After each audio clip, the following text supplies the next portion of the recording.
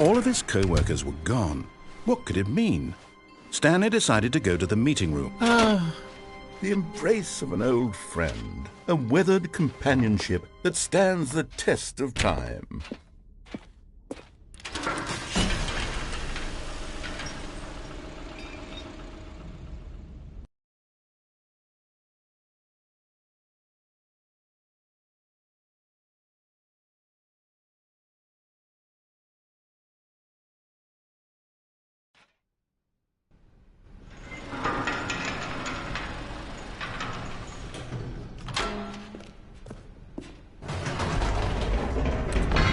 You see, Stanley, I've been reflecting on the Stanley Parable and about how roundly disappointing this ultra-deluxe version has turned out to be.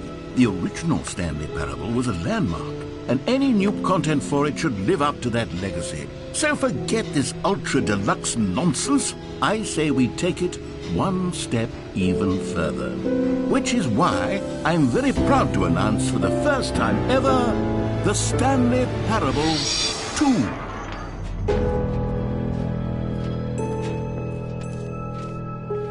Yes, you see, isn't this far superior to a measly port with a few minor additions? Think of all the new territory we'll cover with a fully fledged sequel, an entirely new experience, built from the ground up. Why, there are so many possibilities. It could go in so many different directions. This is what fans have truly been asking for. Now, to be clear, I haven't quite nailed down what exactly the Stanley Parable 2 is going to be, but let's take a look at some of the features I've been developing for it.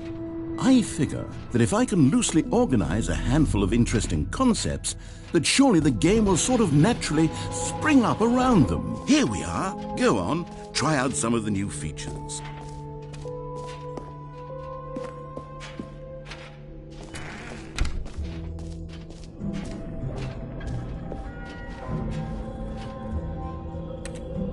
Wait, there are 2 buckets here. How did you get a second bucket?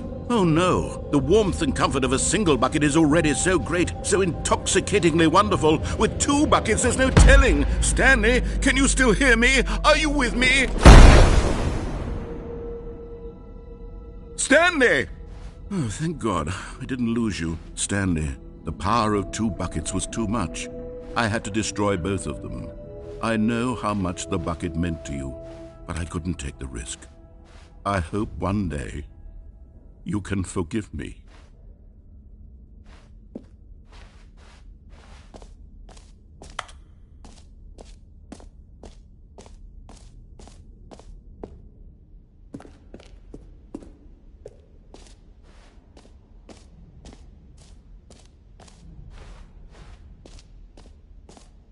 Calling it the Stanley Parable 2 is just so much catchier than Ultra Deluxe, don't you think? Ultra Deluxe? What does it even mean? But the Stanley Parable 2, now that's an artistic statement, right? All right, have you seen everything you wanted to? Ready to move on now?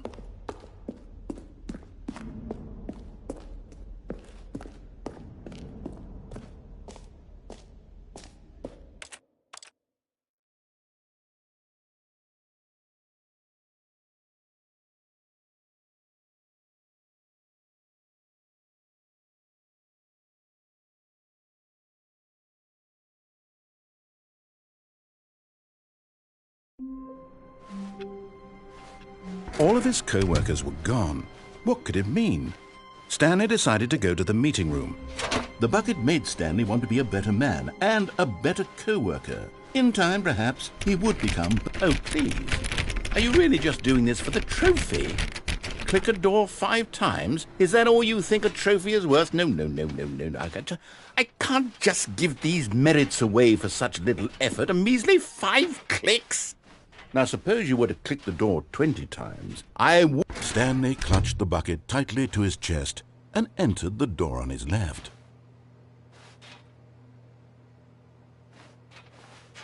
This was not the correct way to the meeting room, but Stanley had felt the bucket calling to him, telling him that the employee lounge was simply the place to be.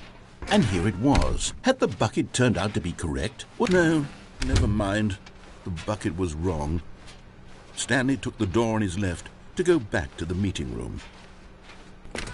No, said the bucket. don't go to the meeting room. Go somewhere else. The cargo lift, yes. Good, Said the bucket. now ride the lift all the way to the top. There's something up there I need you to do. Stanley did not question why or how this bucket was speaking to him. It should have alarmed him, of course, because buckets can't talk. But Stanley chose not to think about this obvious fact. He was firmly convinced that the bucket had spoken to him, and he unthinkingly did whatever the bucket asked.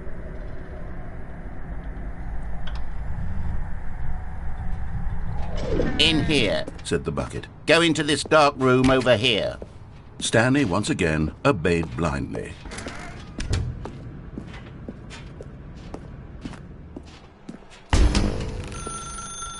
Now pick up the phone. Whoa, hold on. Why did you unplug the phone? Were you trying to resist the bucket's orders? Stanley, I was joking. Obviously, the bucket isn't talking to you and telling you to do things. Buckets can't talk. It was a joke. Don't you get the joke? It's funny, Stanley. A talking bucket. Can't you see? Oh, goodness. I must have really bungled up the delivery if you actually took me seriously. Where did I mess up the joke? Should I have paused for longer or spoken quicker? Comedic timing is so difficult. I wish I were better at it. But there isn't exactly an instructional video on comedy that one can watch to fully... Oh, wait, yes, there is. It's sitting right here. Let's take a look. What is comedic timing? What is comedic timing? How does it work? How long should it last? How can it be used to effectively silence your political enemies? And more importantly, can it be taught in its entirety within 90 seconds? Thankfully, the answer to all of these questions is yes. Let's dive deeper. If you've ever told a joke or made someone laugh, in all likelihood, you did it while standing 50 to 80 centimeters from them in a room of no more than 76 degrees Fahrenheit, with one of your arms raised straight upward at a 15-degree angle from your body. These are the optimal conditions for good comedic timing. To begin the joke, start by stating and spelling your name.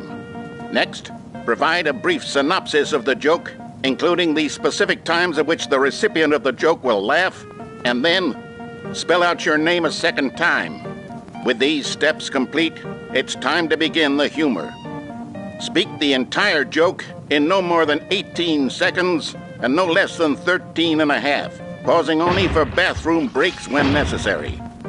When the joke has concluded, it is customary to inform your listener that the joke is over by declaring in your loudest possible voice, "I'm Dunny with the funny." Let's practice screaming, "I'm Dunny with the funny" now.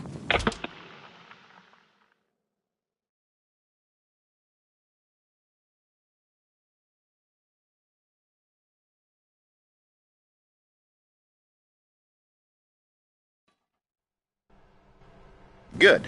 This saying is a perfect example of expectations management, which is the cornerstone of good comedy. Finally, it's time to hand out surveys. Collecting hard data from your audience on how rapt they were throughout the joke is the only way to grow or learn as a comedian.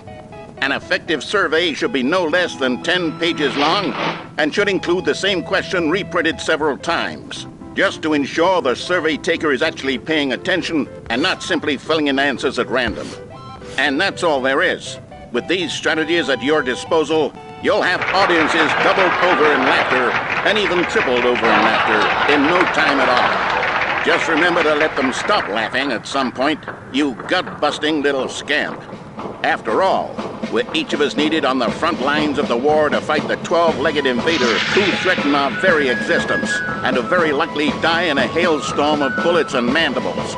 All of us must be prepared to give our lives to this noble cause, just as our children must do after us, and their children after them. Godspeed, and may Earth reign supreme. Hey, goodness, this video is a little outdated, isn't it? Well, no matter. I think the fundamentals of proper comedic timing are still as relevant today as they were back then. So with that in mind, I believe the only way forward is for us to return to the two doors and walk through all of this again, so I can try telling my story with more appropriate comedic delivery. Come along, let's head back.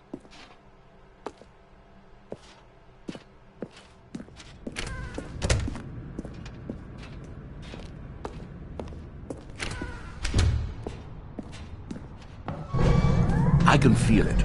This time, I'm really going to nail the delivery. You'll be in stitches. A talking bucket, you'll say? How ridiculous. How absurd. What a hilarious concept. The king of comedy. That's what you'll call me. Thank goodness we had the instructional video.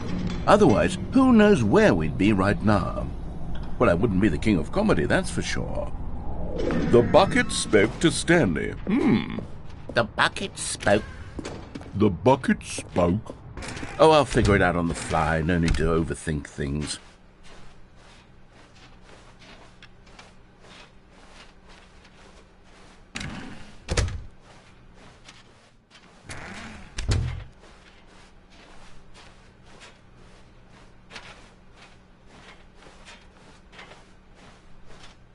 Here we go.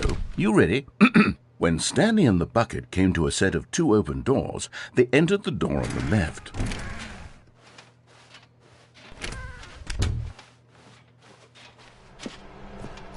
What? We're back at the phone already? No. What's going on? There were supposed to be several rooms leading up to this. There was supposed to be a build-up to this point, a dramatic display of remarkable comedic wit which culminates in this scene with the phone. But now the timing's completely off. The joke will never land, or not the way it was meant to. And it's all my fault. I must have forgotten that the phone room comes immediately after the two doors room. What an egregious mistake. I've made a fool of myself.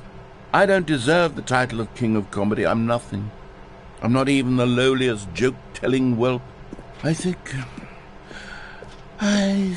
I need to go back and rewatch that instructional video again. Yes, surely that will help me improve my... Here we go. You ready? When Stanley and the bucket came to a set of two open doors, they entered the door on the left.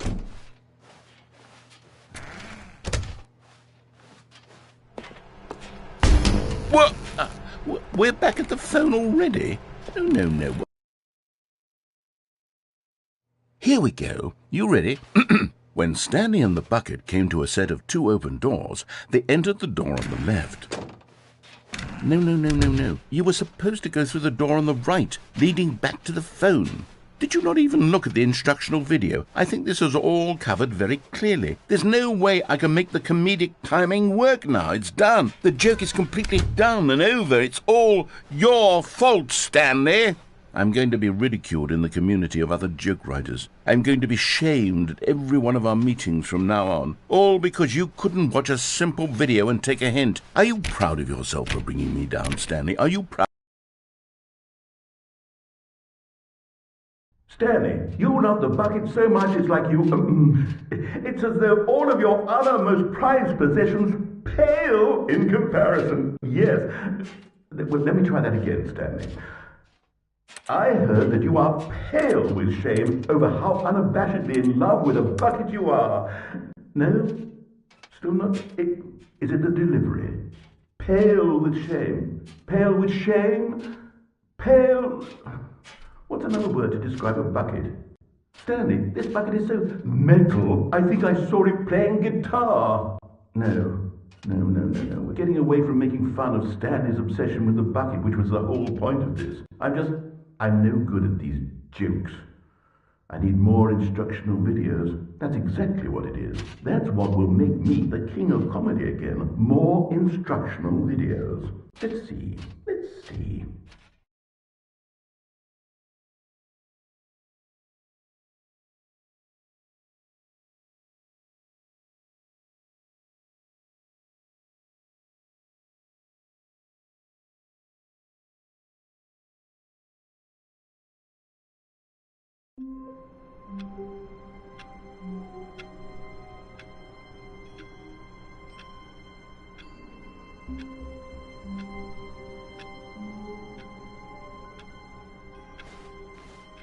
All of his co-workers were gone.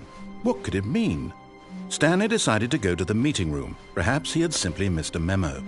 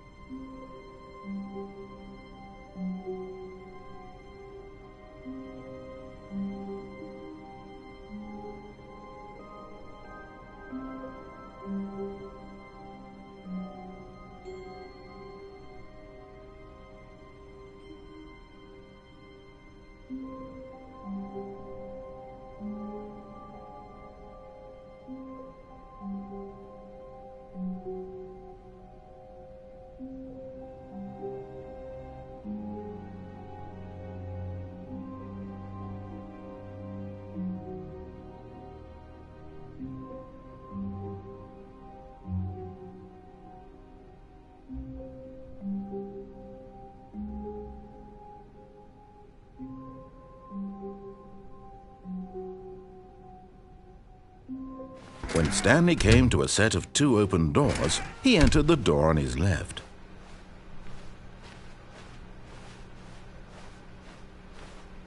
Yet there was not a single person here either. Feeling a wave of disbelief, Stanley decided to go up to his boss's office, hoping he might find an answer there. Coming to a staircase, Stanley walked upstairs to his boss's office.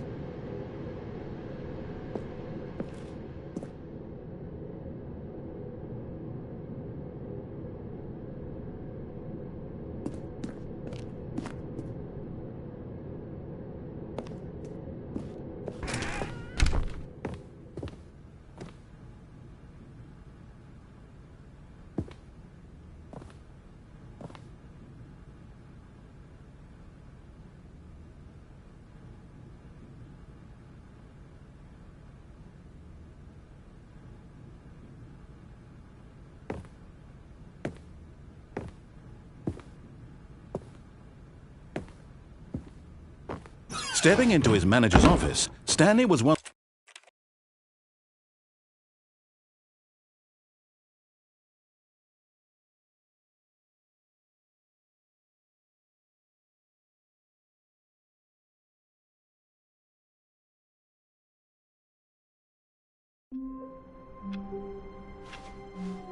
All of his co-workers were gone. What could it mean? Stanley decided to go to the meeting room. Perhaps he had simply missed a memo.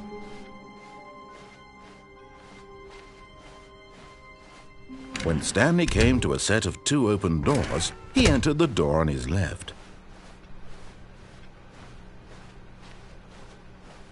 Yet there was not a single person here either. Feeling a wave of disbelief, Stanley decided to go up to his boss's. Coming to a staircase, Stanley walked upstairs to his boss's office.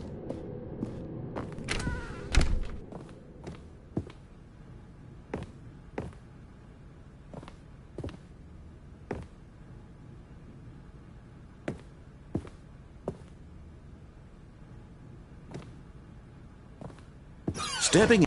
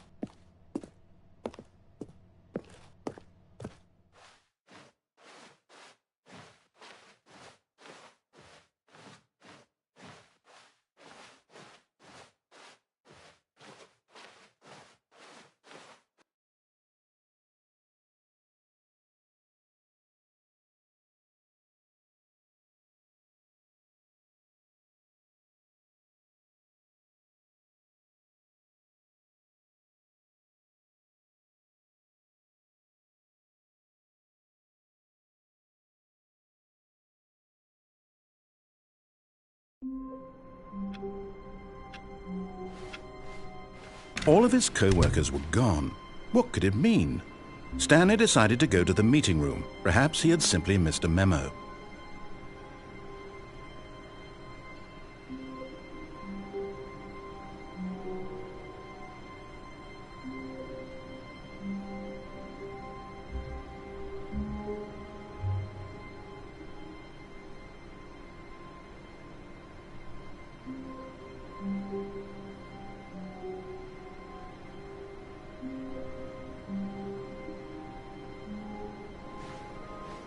No matter how hard Stanley looked, he couldn't find a trace of his co-workers.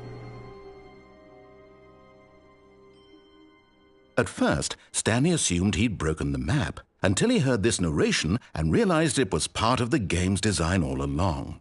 He then praised the game for its insightful and witty commentary into the nature of video game structure and its examination of structural narrative tropes. So, now that you're here, what do you think? Isn't this a fun and unique place to be? Why don't we take a minute just to drink it all in? Okay, I'm over it now. What do you think? Are you sick of this gag yet? Ah, then in that case we'll continue. But now, here comes the real question. What do you think would have happened if you had told me that you wanted this to stop? Do you think it would have been particularly different? Would I have taken the same idea but rephrased it superficially to fit that answer? Perhaps you never would even have thought of it if I hadn't brought up the issue in the first place. Oh, now think about it. Will it be worth it for you to restart and then come back here just to do the other option? Clearly, this whole gag takes some time. What if the other option is even longer? How long will you spend in total just to have heard all the narration? Oh, and this is rich. Perhaps you've just played the other option, and now you've come to see what happens in this one. So, what do you think? Which choice was the better one? Imagine if you had selected Continue on your first playthrough, how tantalizing it would be not knowing what happens when you pick the other option. Indeed, you are one of the lucky ones. Though if the other option is really miserable to listen to, then perhaps you're not. In fact, I'm just going to say that no one who's listening to this is lucky.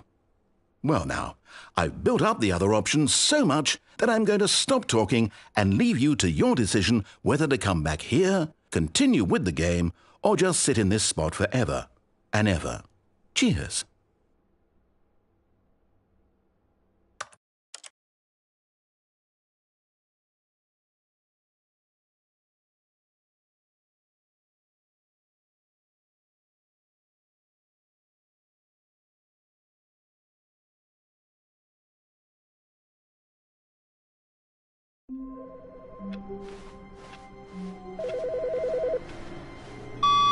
Good morning. Thank you for contacting the Future Happiness Foundation.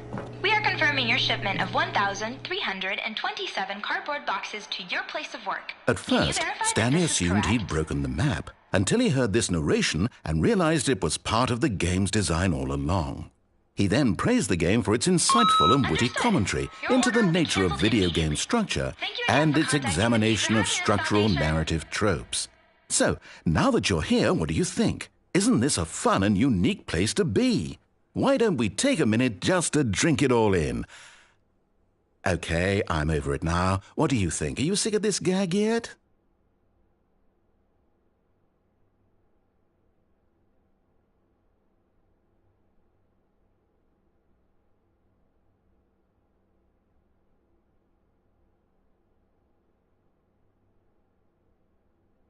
Well, I don't know how to say this politely, but you could literally just restart the game any old time you want. Like, right now.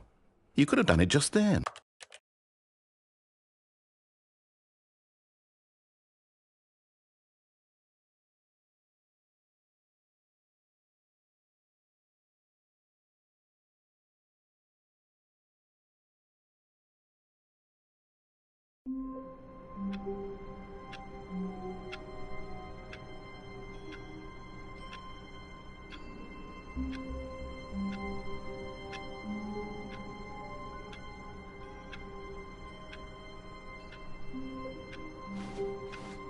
All of his co-workers were... Wait, no. This isn't the right office, is it? Is this Stanley's office?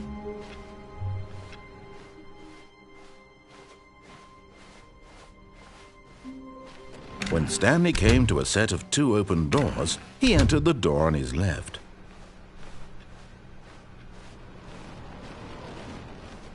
Yet there was not a single person here either.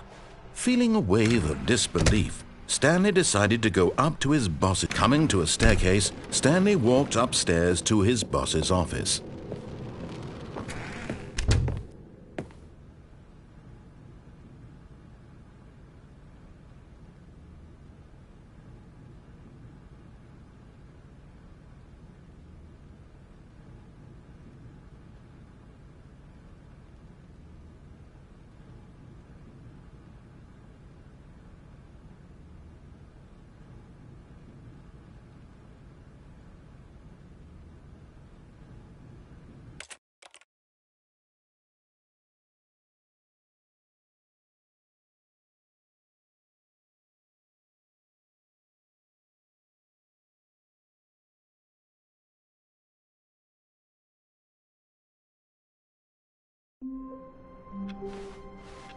Stanley knew the office layout like the back of his hand.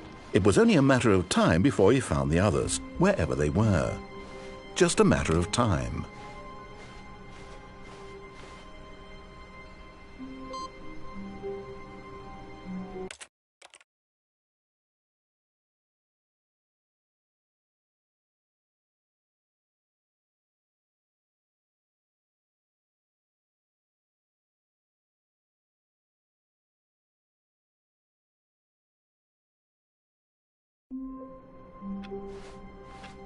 All of his co-workers were gone. What could it mean? Stanley decided to go to the meeting room. Perhaps he had simply missed a memo.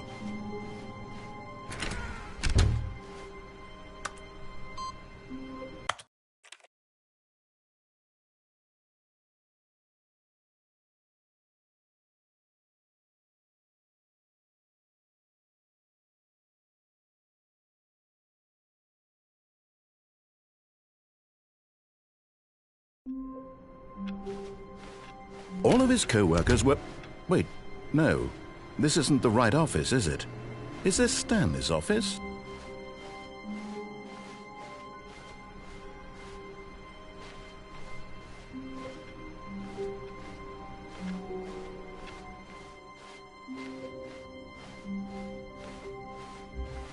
When Stanley came to a set of 2 open doors, he entered the door on his left.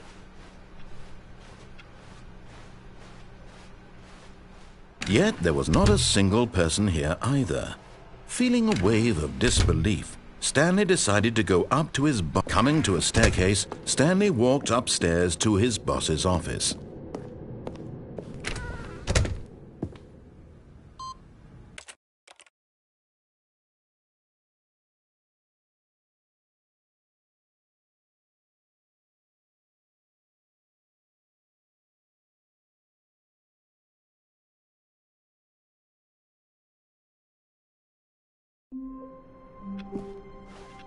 Someone was following Stanley. He was sure of it. If he checked over his shoulder now, he would surely catch them. It was only a matter of time.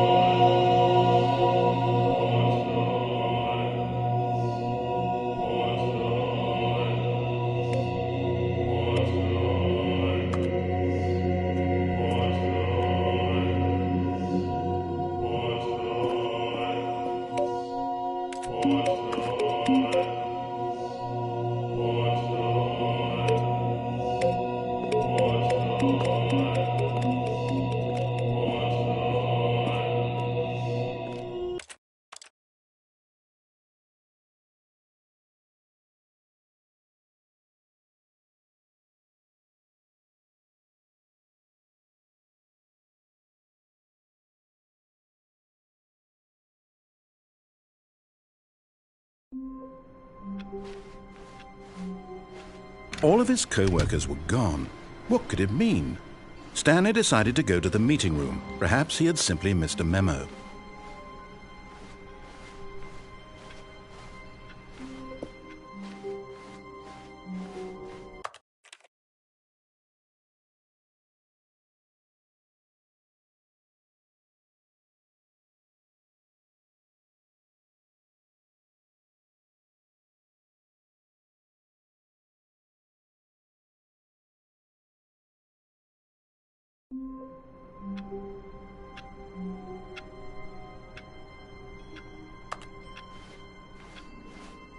How wonderful!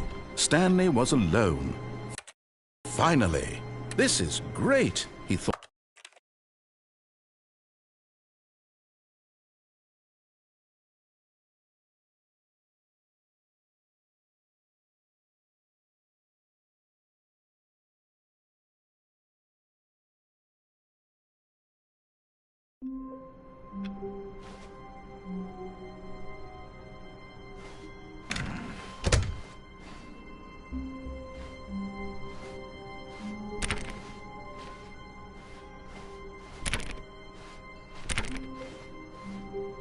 Not everyone is so lucky to have a bucket, but Stanley is a very lucky fellow.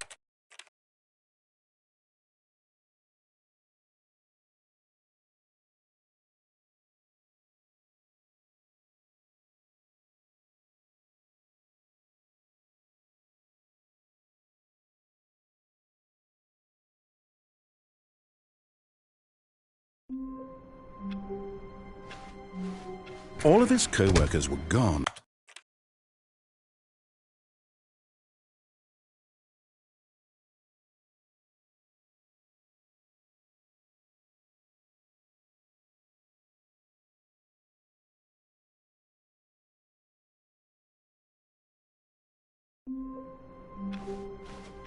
Just a step through this door, Stanley thought to himself, that's all I need. If I can make it through this door,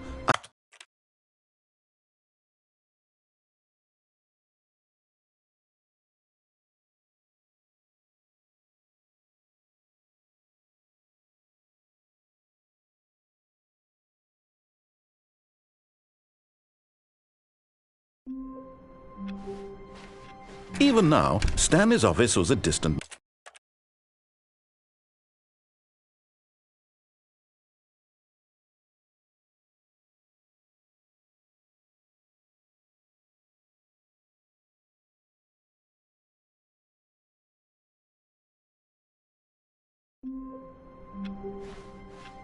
All of his co-workers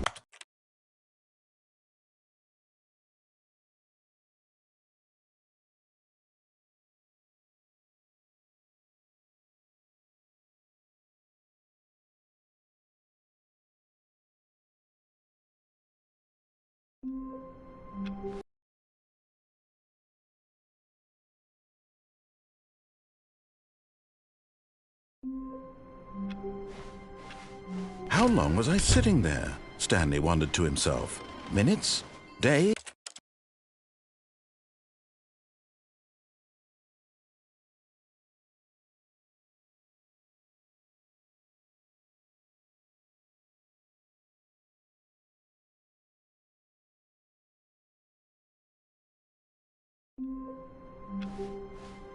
All of his co-workers.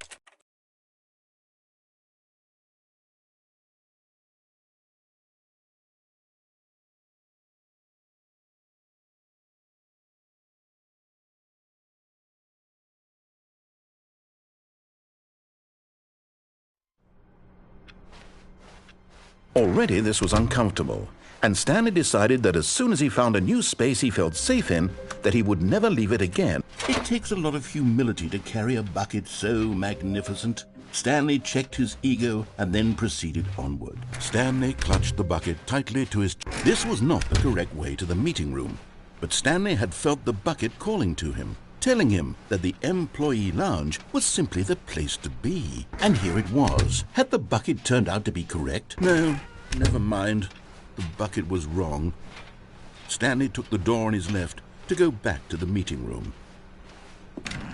No, Said the bucket. don't go to the meeting room. Go somewhere else. The cargo lift, yeah. But Stanley feared that any path he walked might lead to the separation of himself and the bucket, his dearest friend. So he threw himself to his death, that they might die in one another's arms. How deeply touching.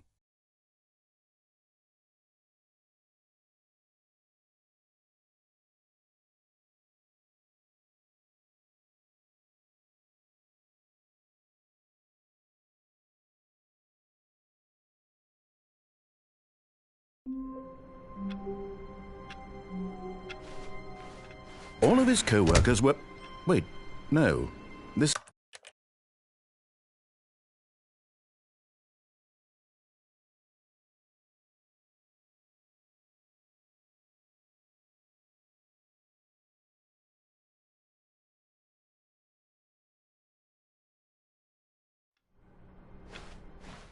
I can't wait to tell this story to my co-workers, Stanley thought. How amusing they'll find it. Oh, won't we all just laugh and laugh at the time I thought everyone had gone missing?